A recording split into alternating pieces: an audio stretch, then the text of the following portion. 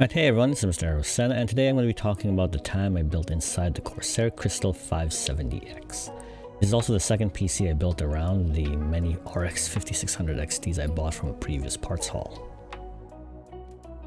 So one of the things I really like doing with my builds is matching GPUs and motherboards and as many other components as I can from the same brand. Mostly because if there are any RGB components, I don't have to install multiple RGB apps to control the lights. Because sometimes the different RGB applications will interfere with each other and it just makes a mess of trying to control all the RGB. Plus it's kind of inconvenient to have to open 2 or 3 RGB programs just to control the lights. So it was fortunate that for the TUF RX 5600 XT, I had come across a TUF X570 motherboard to pair with it. Oh, and if you're wondering why the black on white color scheme, I'll talk about that after I mention the rest of the parts I used in this build. Aside from the motherboard and GPU I already mentioned, the PC features an AMD Ryzen 7 2700X, so 8-core 16-thread CPU with a turbo speed of 4.3 GHz.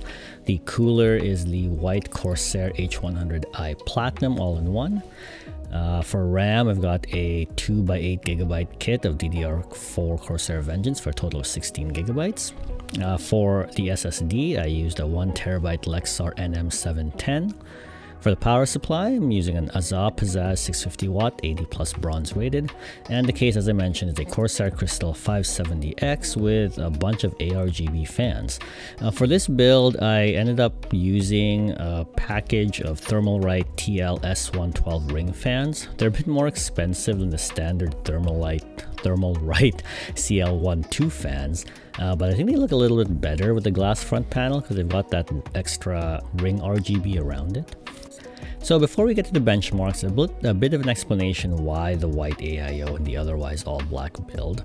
The radiator on the AIO was actually slightly off-white, so when I put it inside the case that I originally intended to use, which was a white Bitphoenix Nova mesh, it clearly did not match, and this kind of annoyed me. So I did some searching to see if others had done black with white parts on it, and I came to the conclusion that it could actually work out if done properly, and I tried it and the result was this PC. I think due to how the braid interprets color, the off-white color of the radiator and the stark white of the fans on top of the black causes the white to sort of even out to be on the same shades, so hooray for optical illusion science. I'll get to the cost and profit after we talk about the benchmark results. Okay, so for games that I tested Fortnite running competitive settings, so basically everything low with epic view distance at 1080p, and this PC was getting between 140 and 150 FPS. Then I tried Hitman 3 because I picked it up on the Steam sale, and it was running at 1080p with a mix of medium-high settings and was getting 100 to 140 FPS. Next up was Spider-Man Remastered at 1080p high, averaging 90 to 110 FPS.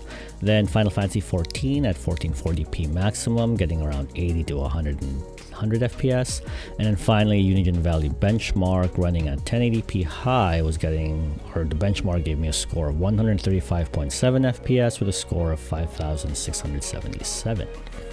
Okay, so for the PC part hunters in the audience, here's a total price breakdown for this build. So here are the pictures I took for the listing. It ended up selling for $790, so my total profit on this build was $230.98.